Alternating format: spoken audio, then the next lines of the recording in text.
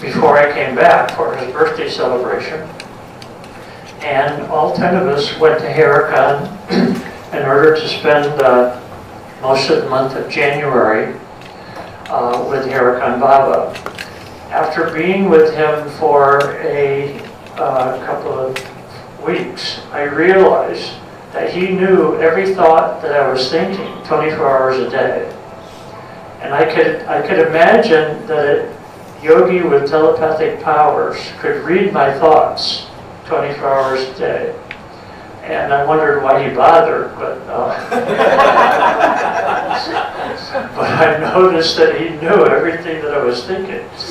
And so then I shared this with my friends, and a couple of my friends said, we had the same experience. And so I could imagine how a yogi could read one person's thoughts, but I couldn't imagine how they could read 3 people's thoughts. And so I realized that we were dealing with something that was more than just an immortal yogi.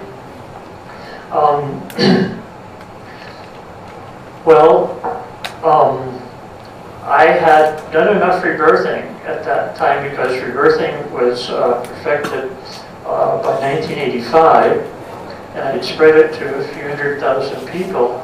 And I knew enough about rebirthing myself and remembering my own birth trauma, and I have to back up. So we're talking about the philosophy of physical immortality.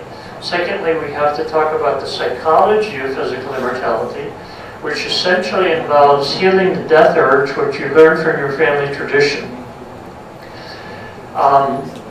We learn death from our family tradition. It's not an accident, and God doesn't kill people, which is a revolutionary idea to most people. And the whole life insurance industry, the multi-billion-dollar worth life insurance industry, is based upon the idea that you will die at the same age as your parent of the same sex. That is the fundamental principle on which the whole life insurance industry is based upon. But there are exceptions, and life insurance companies study the exceptions. They know that if you're a single woman, you'll live longer than if you're a man. And they know that if you're a married man, you'll live longer than if you're a single man. So that means that women are the solution and men are the problem. And insurance companies know that most people die in the United States after Christmas. A lot of people die the day after Christmas. A lot of people die on Sunday night or Monday morning, so they don't have to go to work.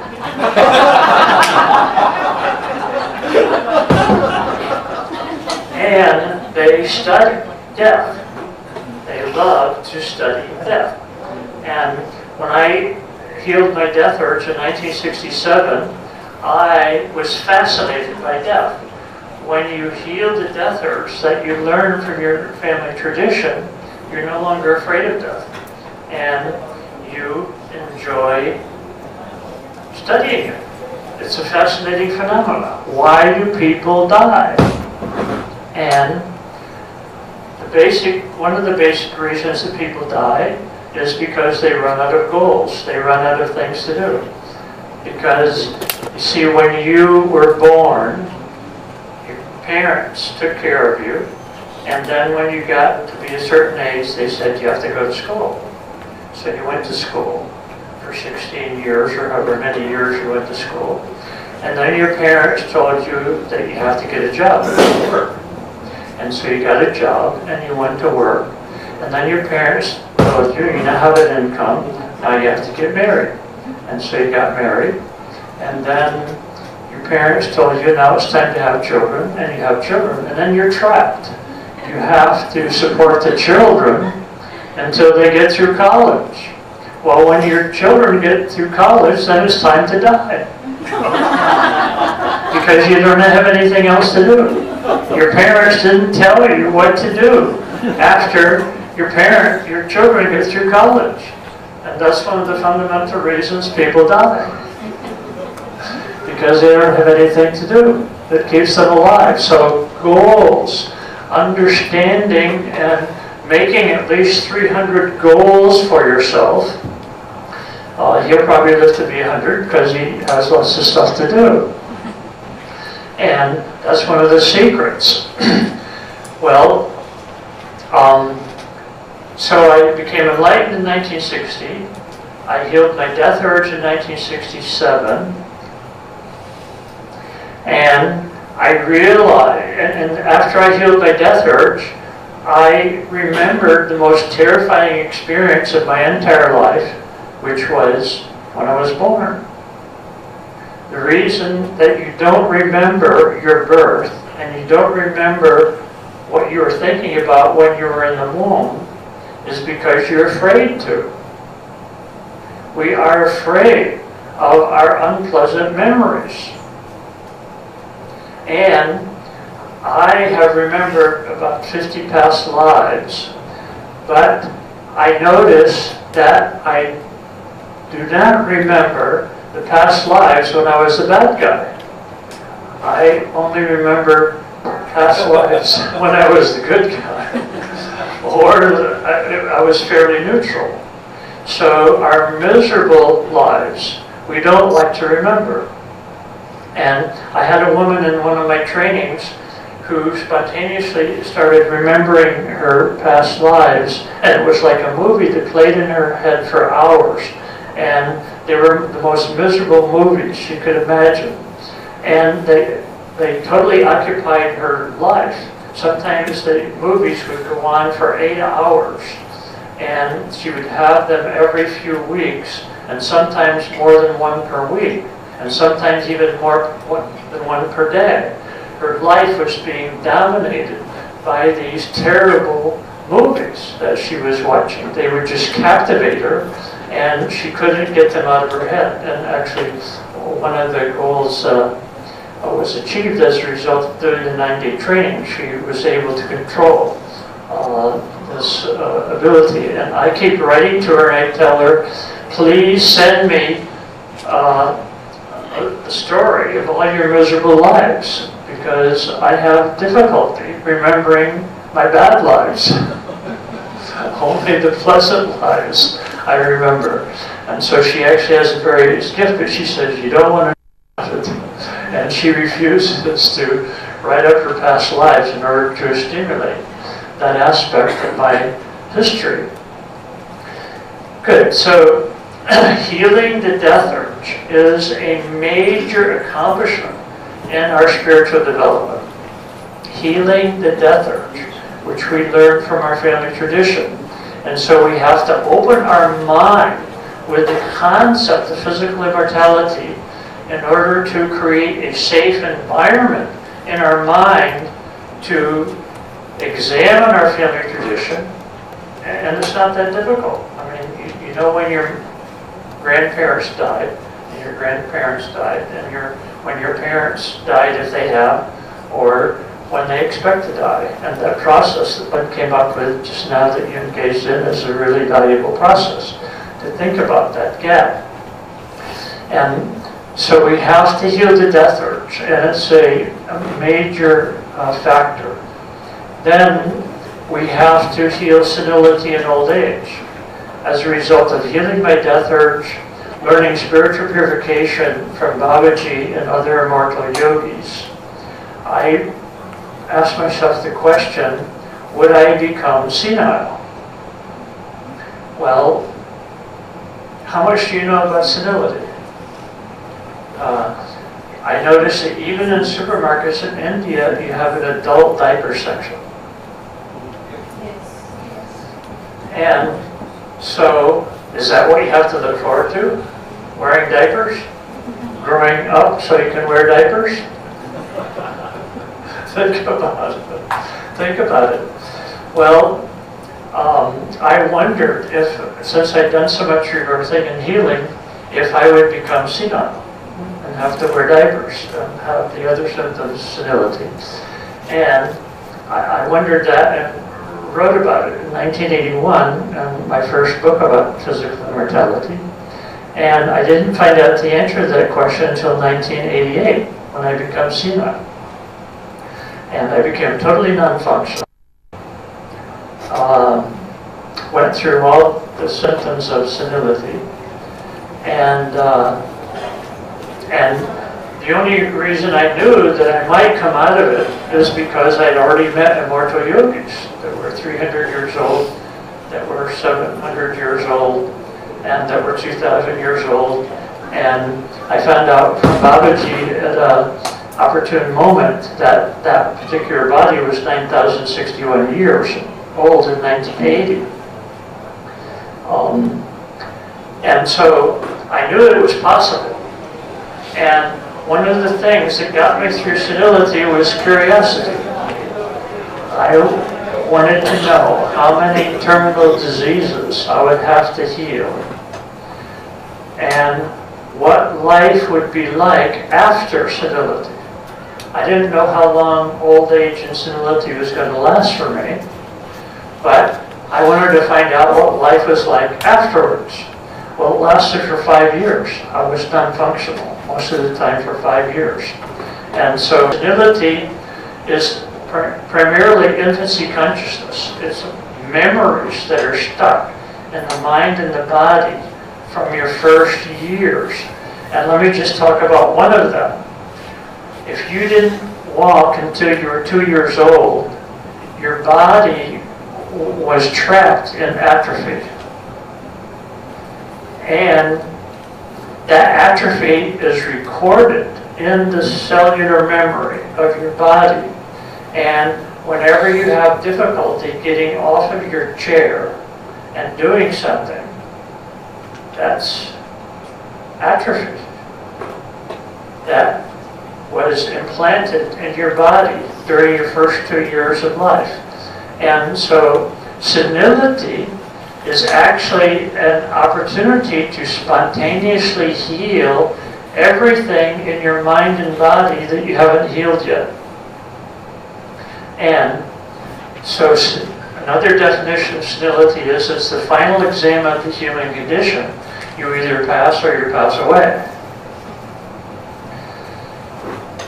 And another definition, which I gave you, is that it's an opportunity to heal everything that you haven't healed yet, and it comes on you spontaneously. You don't need a guru to go through senility, to put you into senility. It happens spontaneously. And so it's an opportunity, it's a rite of passage that automatically puts you into immortality. Because if you heal all the diseases of senility and old age, what are you going to do? One of my friends asked Babaji, what is the most effective technique for healing the death urge? And Babaji said, to outlive it. And I remember that when I was going through senility, that the ultimate technique for surviving senility is to outlive it. And so old age, there's a point at which your eternal spirit will cause you to notice that old age is finite. And when you reach the limit of the aging process, what's going to happen? If you're willing to outlive aging, what's going to happen? The eternal spirit will. And so I wanted to learn how they did it. And so when I went to Babaji's ashram in Harakan, the rules of the ashram that I noticed the most is that you have to bathe twice a day. Sunrise between 3 a.m. and sunrise, and 3 p.m. and sunset. Well, in the process of discovering and perfecting rebirthing, I had spent more time in a warm bathtub than anybody in history. And the idea of going to the river, 3,000 feet in the Himalayas in January, and bathing in the river didn't appeal to me that much.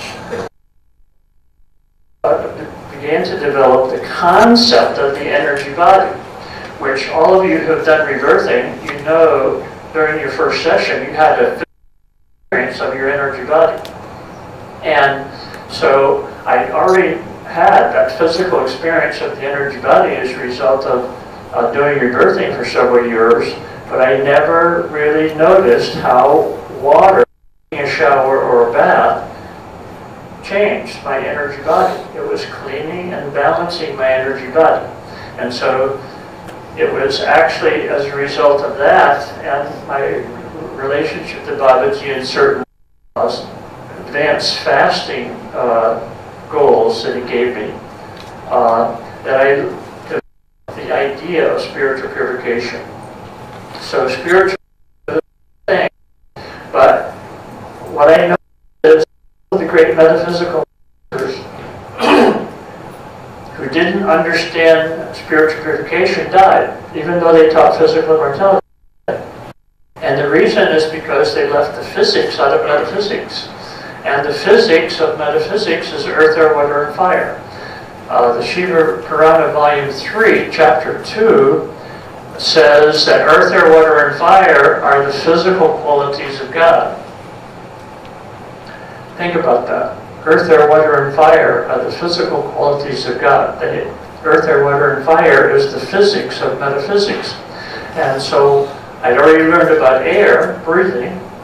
I learned about about water, and I learned about diet and exercise. And I noticed that Babaji did this fire ceremony every morning after his bath. Usually the ceremony was approximately at sunrise. But I never got anything out of it. I didn't know why he did it. I mean, it was just a meaningless ceremony to me. And so in 1981, I burned out professionally, became non-functional. And the only thing that brought me back was spending all day with the fire. I spent 8 hours with the fire every day. And it totally rejuvenated my energy.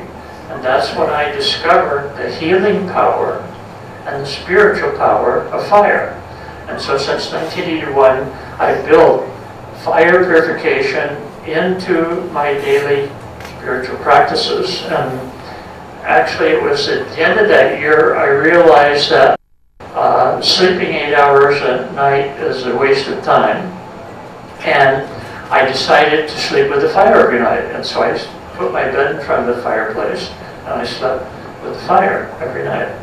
And that developed a habit. I still do that. Actually, I'm staying with Rajendra in the house of a friend of Rajendra's, and I have a fire box on the balcony. I put a bed by the firebox and I sleep with the fire every night in Pune.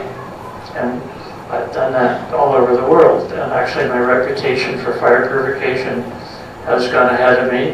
And usually when I travel around the world, they create a fireplace for me to sleep with every night. So I need a bathtub and a fireplace, and I'm totally happy. And that is the yoga of everlasting life. Spiritual purification and working with the elements in a conscious way that cleans and balances the energy body.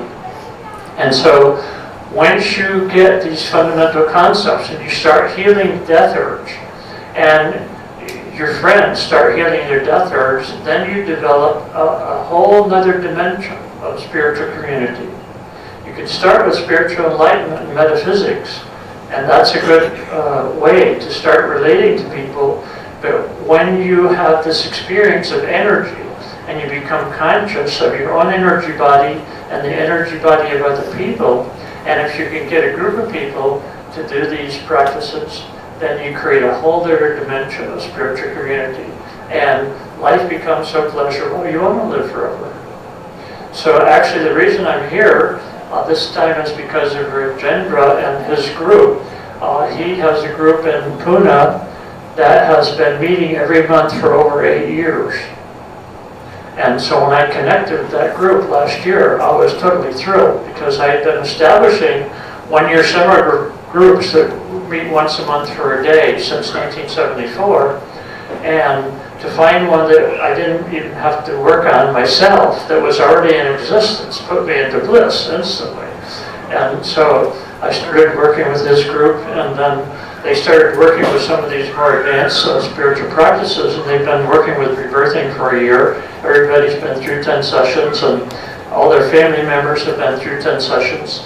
10 sessions is the minimum amount of completed energy cycles, which take 2 hours each, that clean and balance the energy body.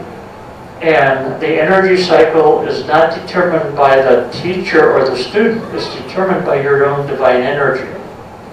And so when people have 10 completed energy cycles, usually they learn enough about learning to breathe from the breath itself.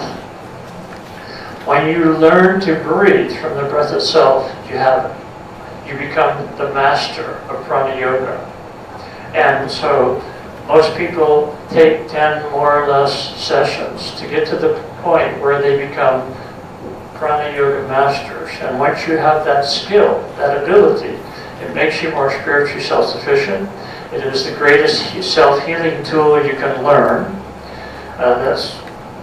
All of these spiritual purification tools were essential to heal the diseases that I had to go through when I went through my 5-year senility process.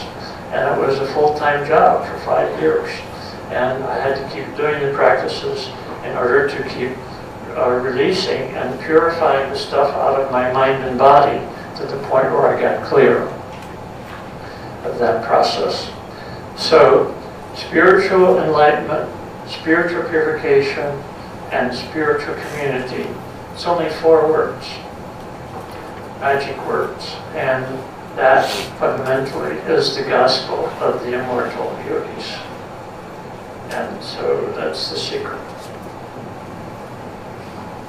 So, any questions? Yeah. So now we have time for questions. We have kept the next half an hour out only for questions. If you have questions, I'm sure you must be having. It's not something that you're going to take immediately. How to master the elements? Okay, just pass this mic. How do we master the elements? What's the question? How do we master the elements? You said, na, the 4 elements. The elements. Master. Well, if you realize that the elements are the physical qualities of God, when you surrender to water, that's how you get a mastery of your relationship to water. And when you spend time with the fire and you let the fire clean your aura, your wheels of energy are constantly, your chakras are constantly spinning through the flames. And as a result of doing that, then you learn it. But mastering the elements is another thing. When you can walk on water, then you've mastered water. Until you can do that, then you have to surrender to the element and let the element master you. And until you can sit in the fire without being burned, then you have to let fire work on you.